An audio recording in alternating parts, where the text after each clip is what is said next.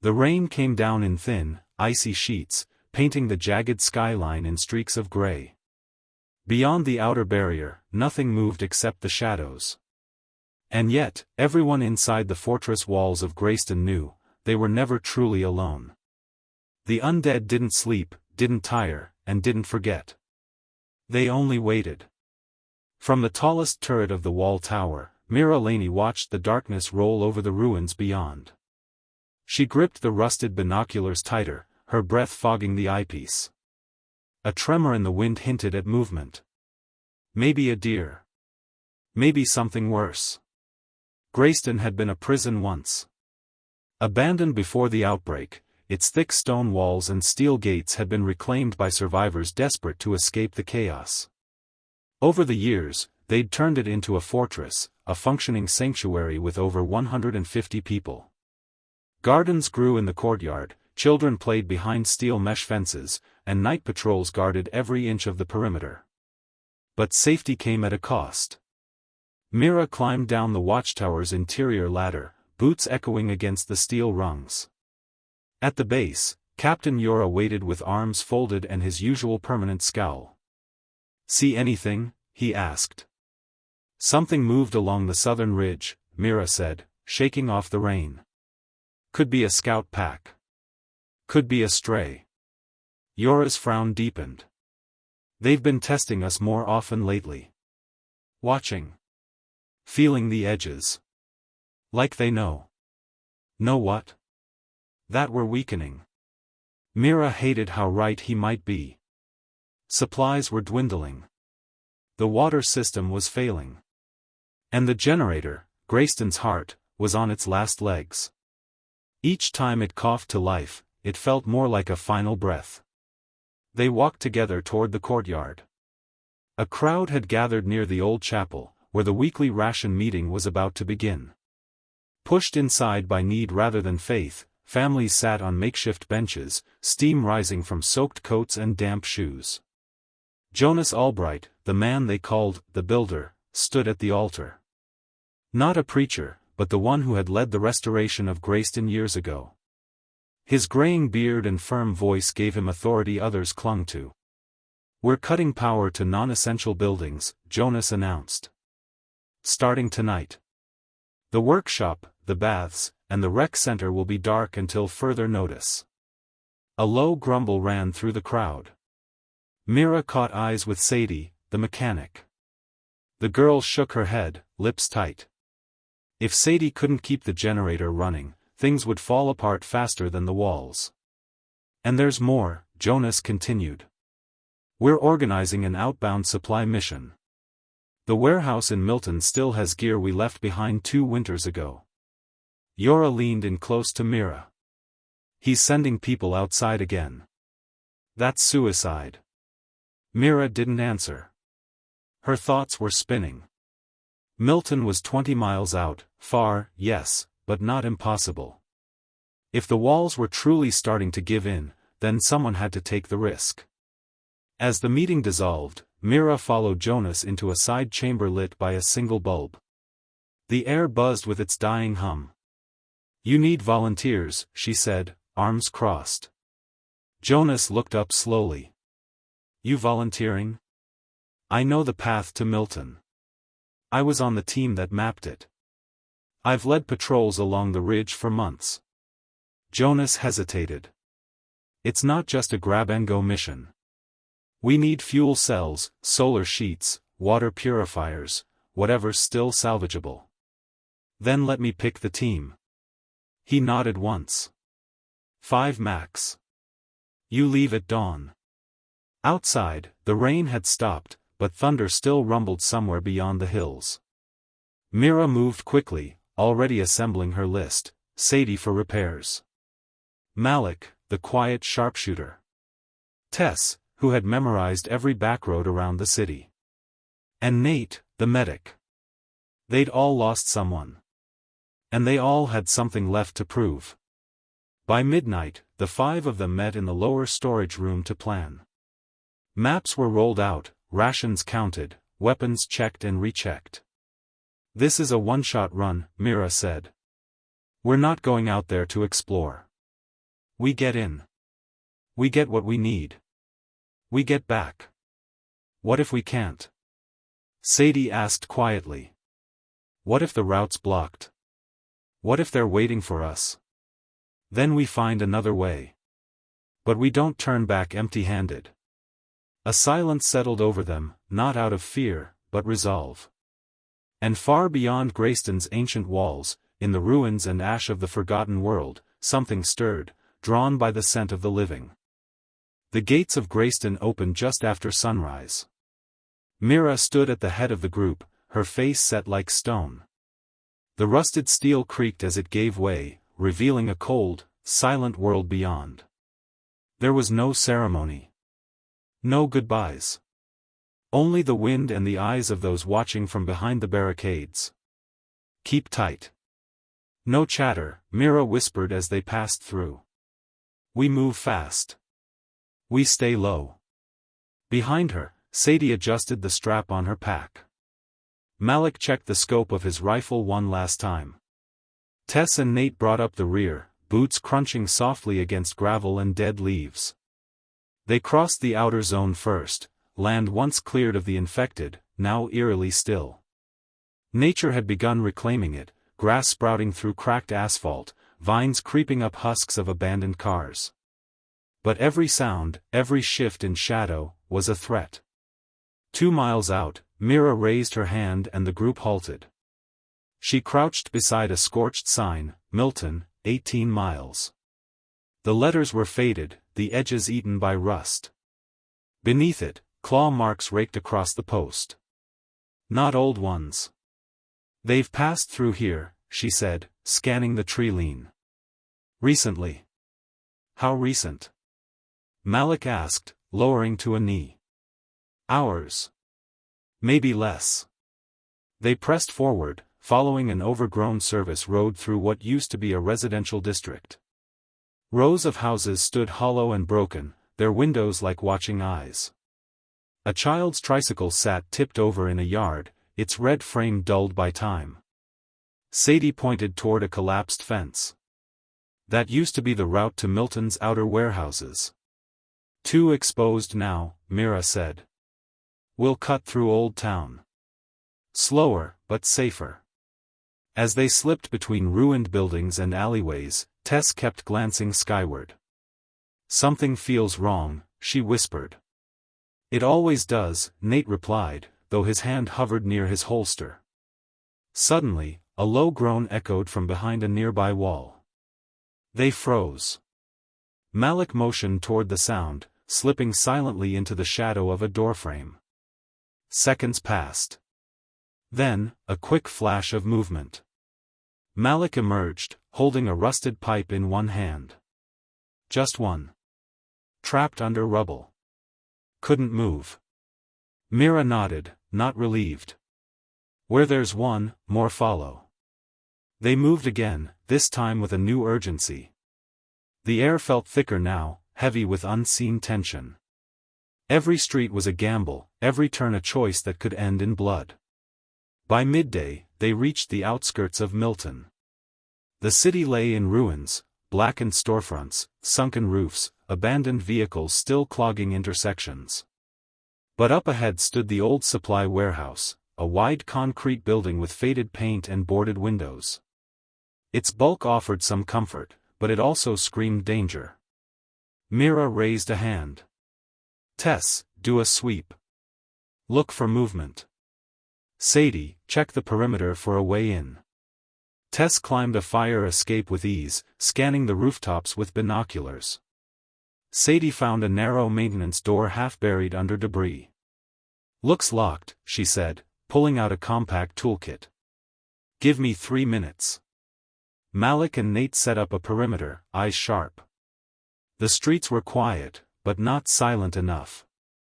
As Sadie worked, Mira stared across the city skyline. Something flickered in the distance. A brief movement, far off. A signal? No. A reflection. Binoculars. Someone else was watching. Sadie's click broke the tension. The door creaked open, revealing a pitch-black hallway beyond. The stench hit them instantly, mold, dust, something rotting. "Keep your masks on," Mira ordered. "We're in and out. Stay close." Inside, the building groaned like a wounded beast. Their flashlights cut through thick dust, catching rows of overturned shelves, rusted tools, and broken crates.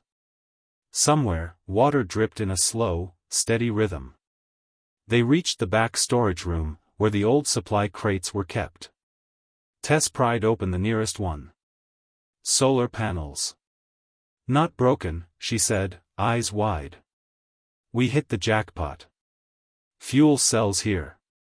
Nate called. 2 still sealed.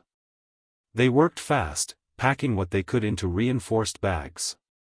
Sadie found a portable water purifier kit, still wrapped in plastic. "This alone could keep us going for weeks." But then, movement. A metallic scrape from the hallway. Everyone stopped. Another sound. A dragging step. Mira raised her weapon slowly. Eyes on the entrance. From the darkness, a figure shuffled forward. Rotting, slow, but aware.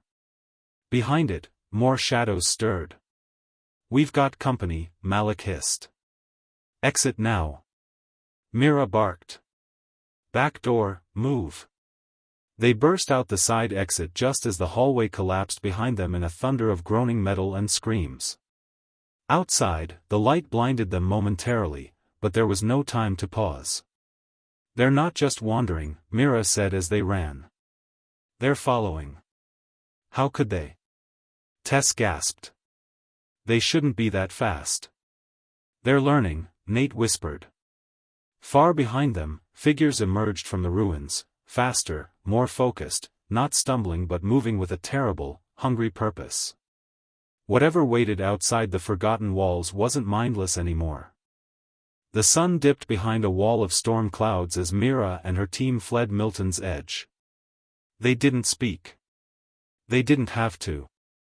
The sounds behind them, bone against concrete, snarls that didn't echo like before, told them everything they needed to know. These weren't ordinary strays. They moved too fast. They coordinated. "Shortcut through the train yard," Tess shouted, pointing to a broken chain-link fence up ahead. "There's a bridge across the river. We can lose them in the woods." Mira didn't question her. The 5 of them pushed through the gap and entered the skeletal remains of a rail yard. Boxcars lay on their sides like fallen beasts, some still marked with faded company logos. The ground was soaked and uneven, thick with vines and mud. The storm clouds groaned overhead. Sadie stumbled but caught herself. "We can't keep this pace." "We don't have a choice," Mira said. Malik, always near the rear, stopped suddenly. "2 on our tail. Moving fast. 30 meters. Take one down," Mira ordered. "No shots. Quiet." Malik dropped to a knee, pulled a long blade from his boot, and vanished behind a rusted cart. A sickening crunch followed moments later, then silence. "One down," he called softly. Second one peeled off. They reached the bridge a few minutes later. It was metal, wide enough for trains, with a narrow service path on one side. But something was wrong. Black scorch marks smeared the rails, and part of the structure sagged near the middle. "Is it safe?" Nate asked. Mira didn't answer right away. She walked forward carefully, each footstep calculated. As she reached the middle span, the steel groaned beneath her weight. "Not safe. But crossable," she called back. "One at a time. Slowly." Sadie crossed first, followed by Nate. Then Tess. Malik waited for Myra's signal before stepping on. Halfway across, the clouds split open. Rain poured down in sheets, coating everything in a slick layer of danger. "Faster," Mira said. "This bridge won't last long." Behind them, a shriek split the air. Not just one. A chorus. Figures burst from the train yard, slipping between boxcars with unnatural speed. Dozens of them. Mira spun toward Malik. Run! Malik picked up speed, reaching Myra's side as they bolted. The bridge buckled with a loud metallic crack. A section collapsed behind them, sending 2 of the infected plummeting into the river below. But more came. Too many. Once across, Mira fired a flare into the nearby woods. It lit up the night in bright crimson, illuminating the twisted faces of the dead as they charged the failing bridge. Fall back! Mira shouted. Into the trees. They darted into the forest, branches whipping their faces, the undergrowth thick and wet. The storm swallowed sound, making it impossible to tell how close the horde was. They ran until their lungs burned, until the forest swallowed them whole. Finally, they reached a clearing, small, shielded by a ring of boulders. "This'll have to do," Mira said. "We hold here." "You want to fight them?" Sadie asked, eyes wide. "No. We confuse them." Mira pulled a small metal box from her pack, an old noise trap built by Jonas. She twisted the dial, and it began to emit a high-pitched whine. "Set it west." "We go east," she said. Tess took the decoy and vanished into the trees. Minutes later, the whine echoed from deep within the forest. They waited. The infected poured into the clearing, and kept going, chasing the sound. It worked. For now. They rested only for an hour. Wet, shaking, too alert to sleep. Nate tended to a gash on Malik's arm. "Close call on the tracks," Malik muttered. "Could have lost the whole bridge." "We nearly did," Mira replied. "That route's gone now." "Which means we can't go back the way we came," Sadie said. "We'll have to circle north. That's more forest, and more open ground." "It's slower," Tess added. "And riskier." "We'll find shelter first," Mira said. "We can't move all night. We're too exposed." They trudged east until they reached an abandoned ranger outpost just past the hills. The building was intact, though looted long ago. Still, it had walls. A door. And one narrow window. Inside, Mira finally let herself breathe. "Everyone check gear. Then rest in shifts," she said. Nate sat beside her as the others prepared the room. "You saw how they moved, didn't you?" he asked. "Not like the others. Not like before." "Yes. They were, watching. Coordinated." Mira nodded grimly. "Something's changed. Do you think it's them? Or, someone else?" That thought chilled her more than the rain ever could. Outside, the storm raged. And in the distance, far beyond the burned bridge, something howled back at the thunder. The storm had moved from steady rain to a full-throated roar by morning. Lightning cracked through the clouds like the world itself was being torn in half. The ranger outpost creaked with every gust of wind, but it held, barely. Mira stood by the narrow window, watching the gray woods blur with the downpour. Every sound outside had weight. The hiss of wind through trees. The wet thud of waterlogged branches falling. The occasional groan, far off, human or not, she couldn't tell. "We can't stay here long," she said.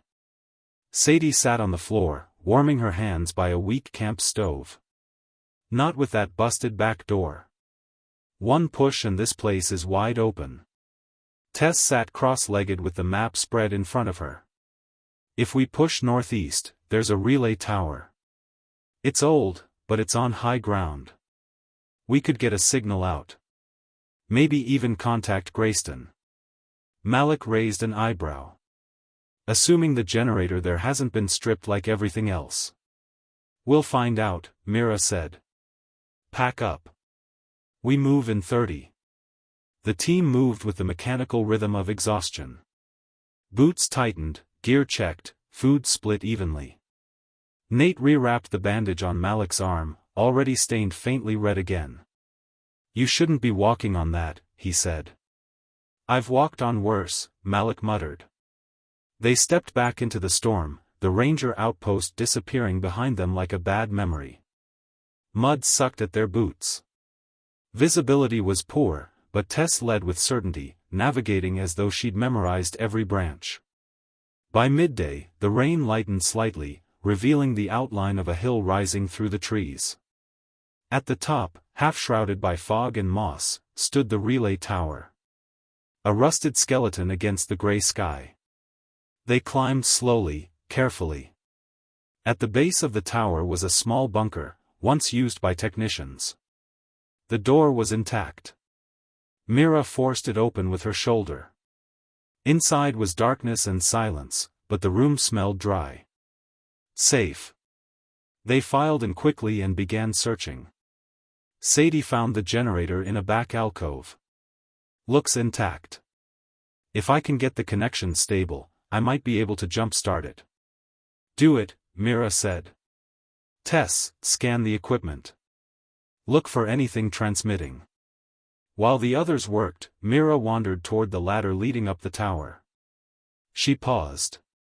Something about the wind didn't feel right. There was no rot on the air.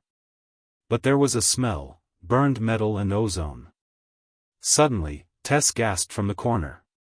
"Mira! Come here. Now." Mira hurried over. On the monitor, a signal flickered, weak, but unmistakably active. "It's bouncing off 2 towers, Tess said. "Not just ours. That means someone else is transmitting."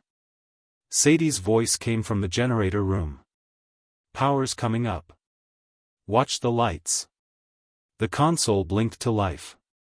The room filled with soft hums and a slow pulse from the radio array. Then came the sound. A voice. Broken. Faint. But human. "Greyston, breach at southern wall, survivors, rerouting to." Static. Then silence. The team stared at the monitor. Myra's voice was low. "Did they say breach?" "Southern wall," Tess confirmed. "That's Greyston's weakest point. The part we never finished reinforcing." "Wait." Nate stepped closer. "Did they say rerouting?" "That means someone's alive. Someone escaped." Malik looked out the small slit window. "That means we're not going back to the home we knew." Mira didn't speak. Her hands were clenched into fists. Sadie emerged, wiping grease from her fingers. "Generator's only good for another hour or 2. But we might be able to charge the portable comm unit." "Do it," Mira said. "We need to record the message. If this tower's signal reaches further than we thought. Others might hear it," Tess finished. "Other groups. Even survivors outside the old zones." The possibilities bloomed like wildfire in Myra's mind. Hope, dangerous and addictive, began to rise. But then the console beeped again. Not a signal. A ping. From nearby. Malik leaned in. Motion sensor. 10 meters out. Another ping. Then a third. Mira turned toward the tower hatch. "Tess, kill the light. Sadie, shut the generator." Everyone, silent. The room dropped into darkness. Footsteps. Outside. Slow. Deliberate. A shadow passed the narrow window slit. Then another. And then a voice. But it wasn't broken or monstrous. It was calm. Controlled. "You shouldn't be here," it said. The voice was human. Malik's eyes met Myra's. "That's not one of us." Then, a clang against the hatch. And another voice. This one, not human. It mimicked the first perfectly. "You shouldn't be here." The sound of tools scraping metal began. Someone, or something, was trying to break in. They were not alone. The sound of scraping metal echoed through the bunker like nails across bone. Mira crouched low, hand wrapped around the grip of her sidearm, breathing slow and controlled. The others froze, every muscle tensed, listening to the sound of someone, outside trying to open the hatch. "Sadie," Mira whispered, "is the back exit still sealed?" Sadie nodded in the dark. "Welded shut. We're boxed in." Malik slid beside the small window slit and peered out through a crack in the rusted metal. Rain still fell in a thin mist, but the figures beyond were clear enough now, 3 of them. They didn't move like infected. They stood upright. Still. Watching. "I don't think they're dead," he muttered. Then came the voice again. "You shouldn't be here." Same tone. Same calm cadence. But from a different mouth. A second figure spoke the words in perfect unison with the first. Then the third joined in. The 3 figures, standing outside in the rain, all spoke together. "You shouldn't be here." "Are they infected?" Nate asked, his voice barely a breath. "No," Mira whispered. "There's something else." Tess activated the portable comm silently. Its small green light blinked to life. She began recording, her hands shaking. Mira slowly moved to the console and powered up the exterior camera feed. The screen buzzed, then cleared. She saw them. The 3 figures were human, mostly. Their clothes were patched with armor, their skin pale, but their eyes, wrong. Too wide. Too steady. Their mouths moved in sync, lips mimicking speech without delay or hesitation. "They're not talking," Malik said slowly. "They're playing something. Repeating." "Like a recording?" Tess asked. "Worse," Mira replied. "Like a test." Sadie crawled closer, whispering, "You think they're learning?" A sharp clang struck the hatch again. The voices stopped. Silence. Then, heavy footsteps, retreating into the woods. The team waited, barely breathing. 5 minutes passed. Then 10. Nothing. Finally, Mira stood. "They're gone. But we're not safe here." "They could come back with more," Tess said. "Or something worse," Nate added. Sadie pulled her pack onto her shoulder. "We got the recording. We've got gear. We can keep moving." "But where?" Malik asked. "Greyston's breached. Our route's blocked. If these things are out here, where are we even going?" Mira turned to the map on the table. Her finger traced a ridge north of their position. "There," she said. "Camp Winslow." It was a military outpost before the fall. Long abandoned, but if anyone's still coordinating resistance outside the old walls, they'll be using Winslow's range. It's built to transmit wideband.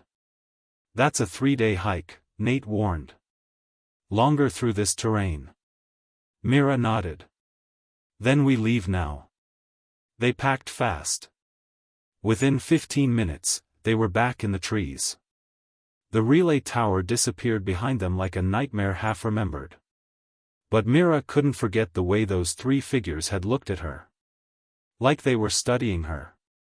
No, mimicking her. She quickened her pace. The team moved in a tight formation now. No more spread outs. No more casual scouting. Every half hour, they stopped to scan the woods. And each time, Malik pointed out faint tracks, bare footprints in the mud. Too clean. Too deliberate. "They're following us," he said by evening. But at a distance. That night, they camped in a collapsed stone shelter on the edge of a long-forgotten village. The walls had mostly caved in, but there was enough cover to keep dry. Tess set up an alarm wire around the perimeter. "Just in case." "We'll do watches in pairs," Mira said. No one alone. No fires. Hours later, Malik and Sadie took the second shift. The woods were quiet except for the wind. Too quiet. Then they heard it. A voice. Faint. Familiar. Mira, you shouldn't be here. Sadie's breath caught in her throat. That's her voice. Malik gripped his blade tighter. They recorded her. Another voice followed. Malik, keep moving. His own voice. Get the others, he whispered. Within minutes, the team was up, alert, weapons ready. The voices came from the trees. Always just out of sight. But no one approached. They're toying with us, Mira said. They know our names, Nate whispered. Our voices. They've been listening since Milton, Tess said, wide-eyed. Studying us. Mira turned to the team, her face lit by moonlight. We keep moving, she said. No matter what we hear. No matter what we see. And so they moved through the night, chased not by monsters, but by echoes of themselves. As the moon broke through the clouds, far off in the woods, one of the mimics stood alone. Watching. Smiling. Repeating softly. You shouldn't be here. By the second night, the forest changed. The trees thinned, their branches broken and blackened as if scorched. Grass gave way to brittle earth. The air turned dry and sour, carrying a scent like burnt paper and copper. Mira tightened her scarf over her nose, recognizing the terrain. They were entering the Dead Hills. Before the outbreak, this area had been the site of several failed evacuation points.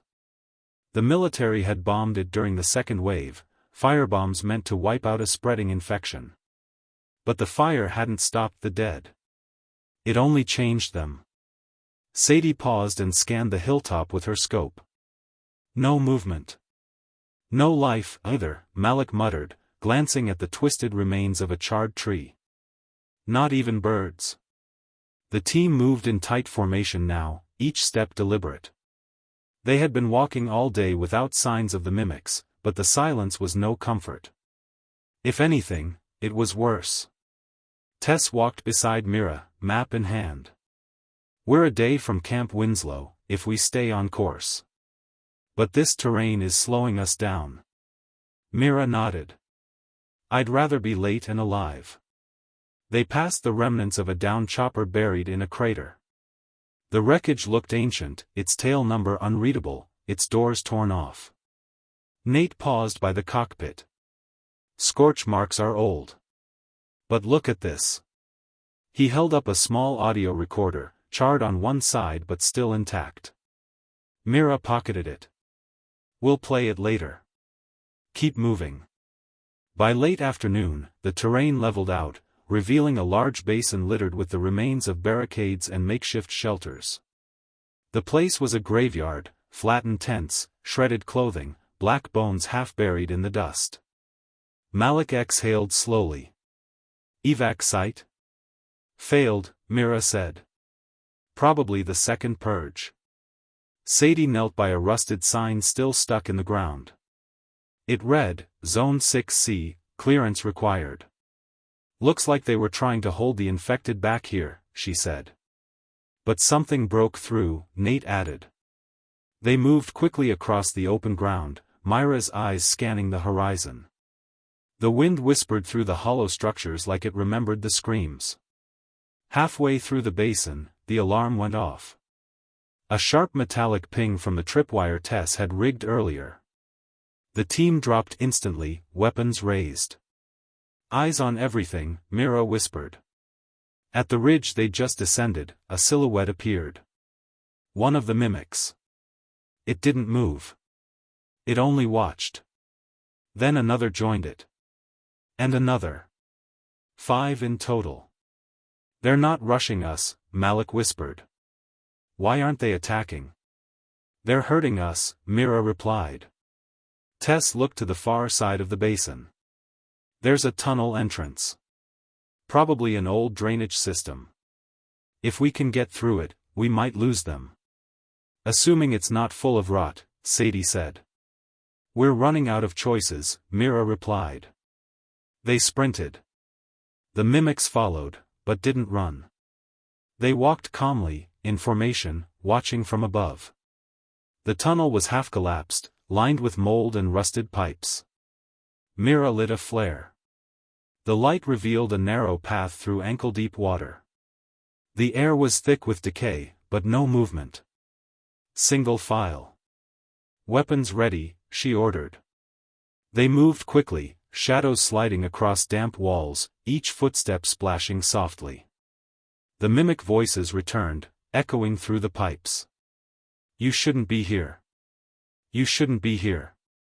Their own voices, looped and distorted. Mira clenched her jaw. Keep moving.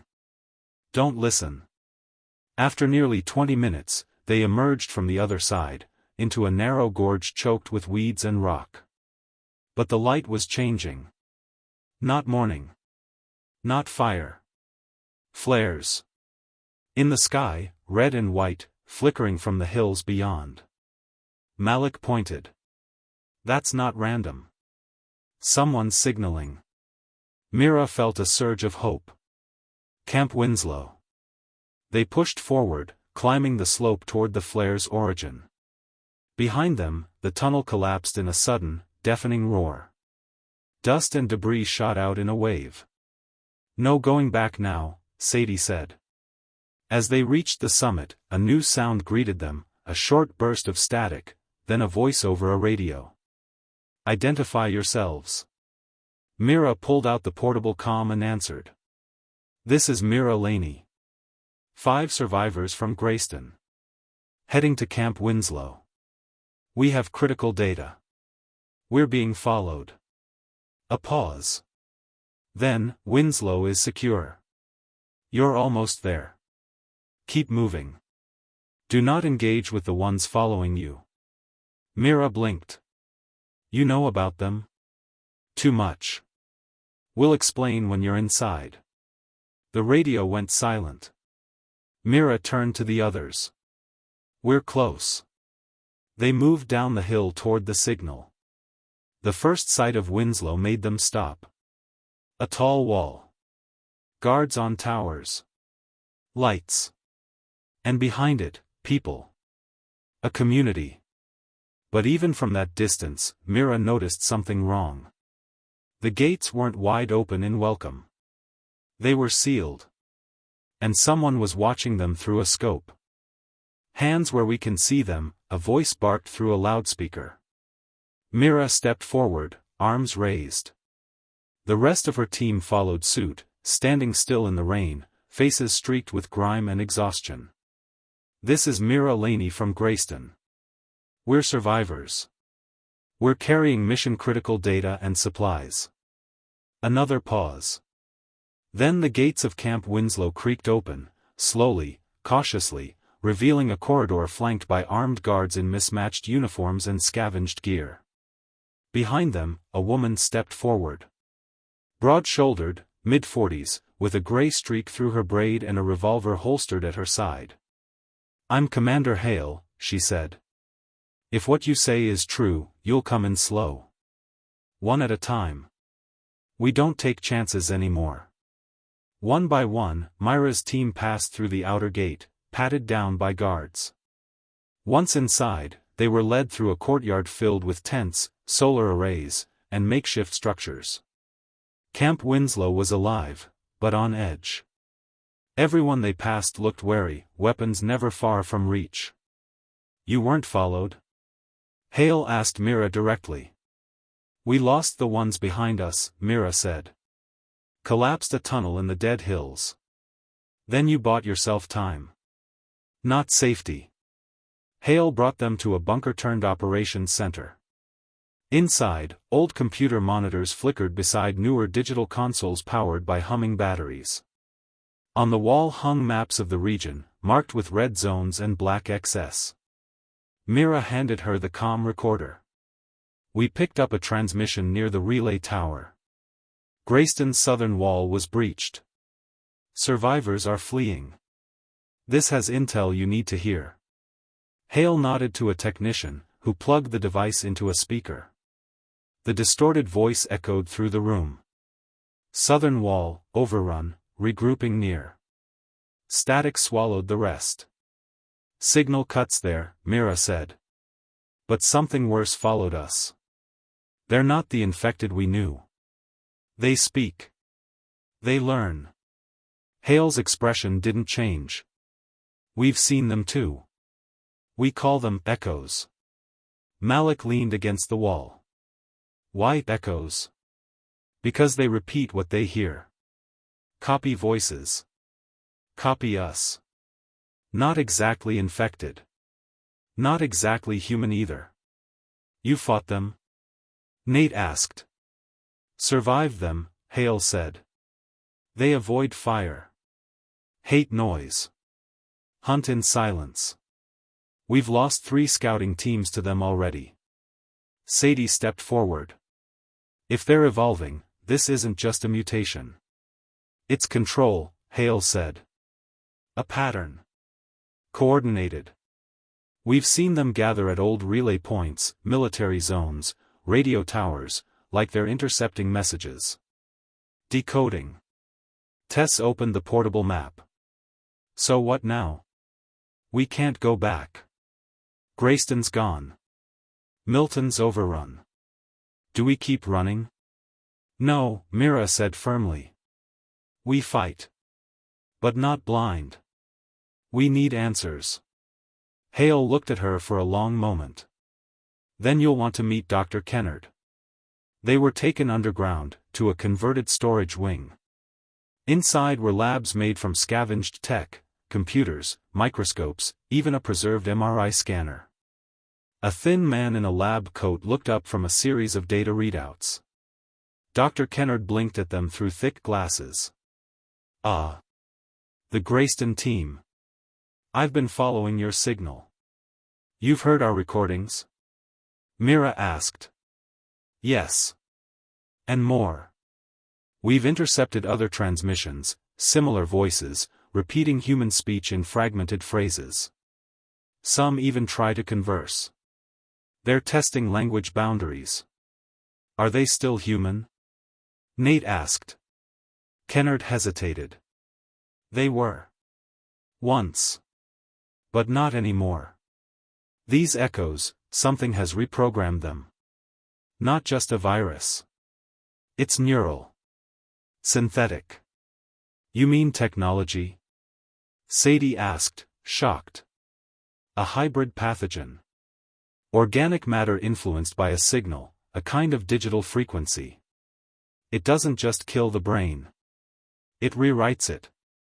Silence filled the room. Mira stepped forward. Can it be stopped? I believe so. But not by chance. We need to disrupt the source frequency. We've tracked one potential signal generator, an old satellite array 10 miles north, past Redwater Ridge. Let me guess, Malik said. Echo territory. Hale stepped in. They gather there. At night, we've seen lights. Movement. But no teams made it that far. Then we'll go, Mira said without hesitation. We've made it through worse. You won't make it alone, Hale said. You'll take 2 of ours. One of them knows the ridge. The other knows what we're up against. That night, the camp held quiet tension. Mira sat with her team in a tent lit by a single hanging bulb. We end this, she said. No more running. Nate nodded. We destroy the signal. Cut the head off whatever this is. Outside, Hale spoke quietly to her second-in-command. Send Mira and her team out at first light, she said. If they fail, we'll be the next ones hunted. And in the woods beyond Camp Winslow, unseen eyes watched from the treeline. Smiling. Waiting.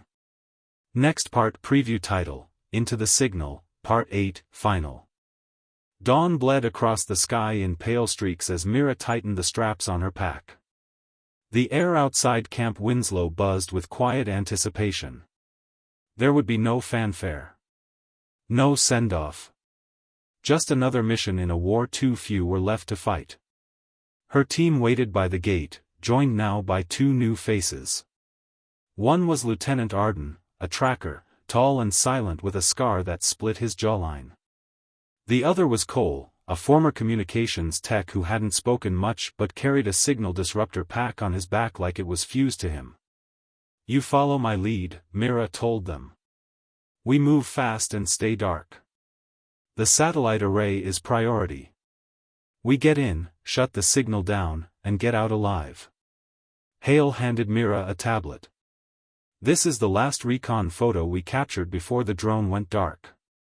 The image showed the top of the ridge, a crumbling satellite dish surrounded by warp structures and a glowing pattern burned into the earth like circuitry. Moving among them, barely visible, were dozens of figures. "Echoes?" Malik asked. Hale nodded. "They don't guard it like soldiers. They orbit it.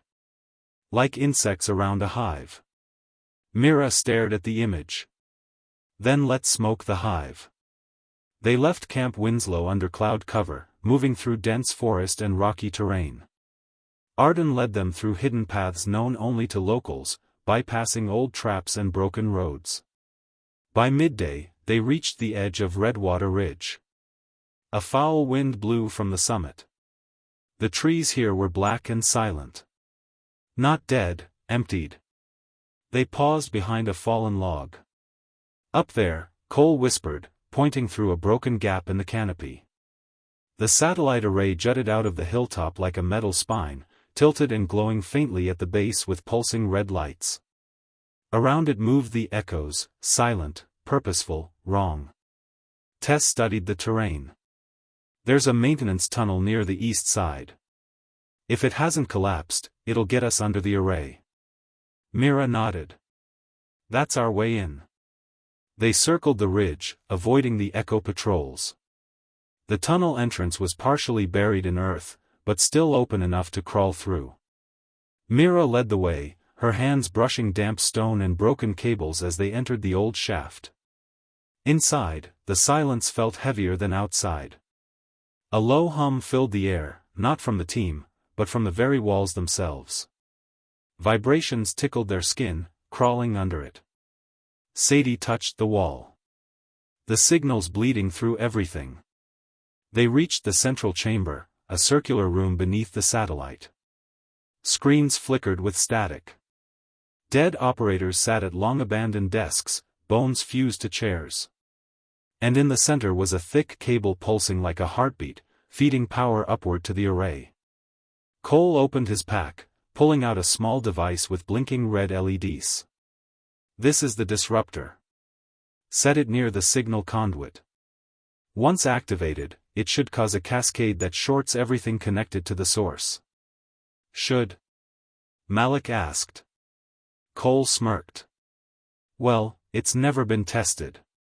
"Perfect," Mira muttered. "Do it." As Cole set the device, the hum grew louder. Suddenly, Arden tensed. "They're coming." From the tunnel, footsteps echoed. "Too many." "Buy me 60 seconds, Cole said, hands working fast. Mira turned to the others. "Form a line. Defensive position." The first echo entered the chamber, its face eerily blank, eyes glowing faintly. It opened its mouth and spoke in Myra's own voice.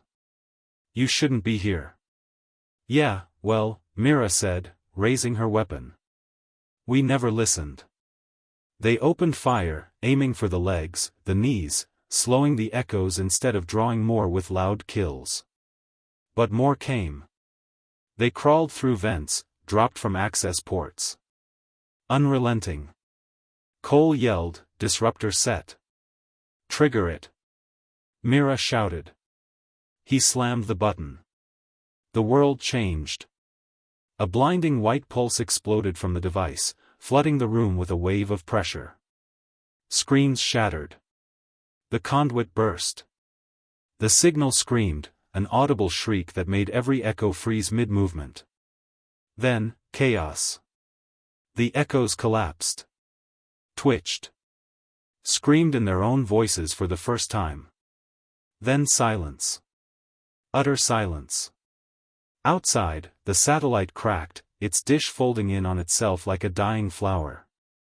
From the forest to the ridge, the red lights blinked out. The humming stopped. The signal was dead. Mira stood slowly, blood on her forehead, her breath shallow. Around her, the team checked each other. Bruised. Battered. But alive. They climbed to the ridge. From the top, the forest stretched before them, silent but no longer watching. A voice crackled on the radio. Camp Winslow, the signal, it's gone. It's actually gone. Cheers broke out on the other end. Distant, hopeful, human. Mira smiled. They heard it. Cole sat beside her. So what now? She looked at the horizon. Now we rebuild. Below them, the first rays of light broke through the clouds. Inside the forgotten walls of a world once overrun, hope returned. And for the first time in years, the dead were quiet. The end.